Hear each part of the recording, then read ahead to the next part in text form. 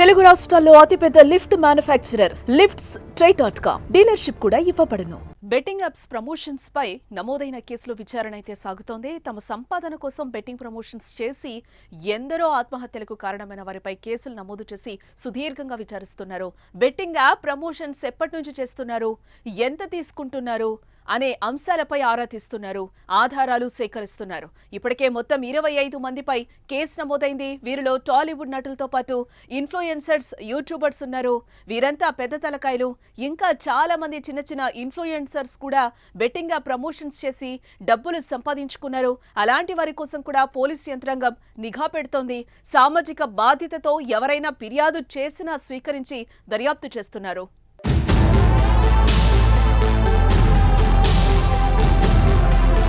Case విచారణలో భాగంగా TV anchor Vishnupriya, social media influencer Rithu చౌదరిలను పంజాగుట్ట పోలీసులు గురువారం విచారించారు. విష్ణుప్రియను 11 గంటల పాటు విచారించగా రీతూ చౌదరి విచారణ 5.5 గంటలకు పైగా విచారించి ప్రశ్నల వర్షం కురిపించారు పోలీసులు. తొలుత ఇద్దరిని వేరువేరుగా, అనంతరం కలిపి ప్రశ్నించారు. బెట్టింగ్ యాప్లకు ప్రచారం చేయాలని ఎవరు సంప్రదించారు, ఎంత పారితోషికం ఇచ్చారు, ప్రచారానికి ఒప్పందం ఎప్పుడు, ఎలా జరిగింది, ఏ అకౌంట్ల ద్వారా ప్రచారం చేపట్టారు అన్న విషయాలపై ప్రశ్నలు సంధించి జవాబులు రాబట్టారు.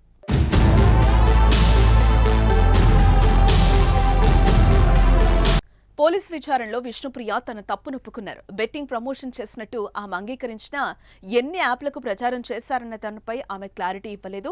తాను 3 బెట్టింగ్ యాప్లకు ప్రచారం చేసినట్లుగా విచారణలో విష్ణుప్రియ ఒప్పుకుందట. కానీ మీరు 15 యాప్లకి ప్రచారం చేసినట్లు సమాచారం ఉంది అంటూ పోలీసులు అడగడంతో నాకు గుర్తులేదని, కేవలం 3 గుర్తున్నాయని సమాధానం ఇచ్చినట్లుగా తెలుస్తోంది. ఆ వ్యవహారాలన్నీ తన మేనేజర్ చూసుకుంటారని విష్ణుప్రియ వివరణ ఇచ్చింది. విష్ణుప్రియ బ్యాంక్ లావాదేవీలు పరిశీలించారు.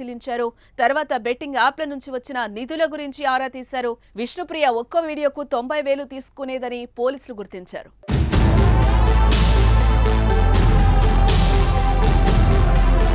విష్ణుప్రియ విచారణ సమయంలోనే రీతూ చౌదరి సైతం విచారణకు హాజరైంది. తొలుత ఈమెను ఒంటరిగా విచారించిన పోలీసులు ఆ తర్వాత విష్ణుప్రియతో కలిపి ప్రశ్నించారు. బ్యాంకు లావాదేవీల వివరాలు, బెట్టింగ్ యాప్లకు ప్రచారం చేసినందుకు ఎంత ఆదాయం వచ్చిందనే విషయమై వారిద్దరిని అడిగినట్లుగా తెలిసిందే. విష్ణుప్రియ చెప్తేనే తాను ప్రమోషన్స్ చేశానని, ప్రమోషన్స్ ఎలా చేయాలో కూడా ఆమెనే తనకు నేర్పించిందని పోలీసులకు చెప్పినట్టుగా సమాచారం. సుదీర్ఘ విచారణ అనంతరం రాత్రి 9:25 స్టేషన్ నుంచి పంపించారు. మరోవైపు యాప్ ప్రమోషన్ ద్వారా వచ్చిన డబ్బుల వివరాలను కూడా పోలీసులు సేకరిస్తున్నారు. బెట్టింగ్ యాప్ల ద్వారా వచ్చిన మొత్తం డబ్బుకి సంబంధించి బ్యాంక్ అకౌంట్ స్టేట్మెంట్ వివరాలను కూడా పోలీసులు అడిగారట. మరోసారి విచారణకు హాజరైతే అప్పుడు పూర్తి బ్యాంక్ స్టేట్మెంట్స్ తీసుకురావాలని విష్ణుప్రియకు చెప్పినట్టుగా తెలుస్తోంది. ఈ నెల 25న వారిని మరోసారి విచారణకు రావాలని నోటీసులు ఇచ్చారు పోలీసులు.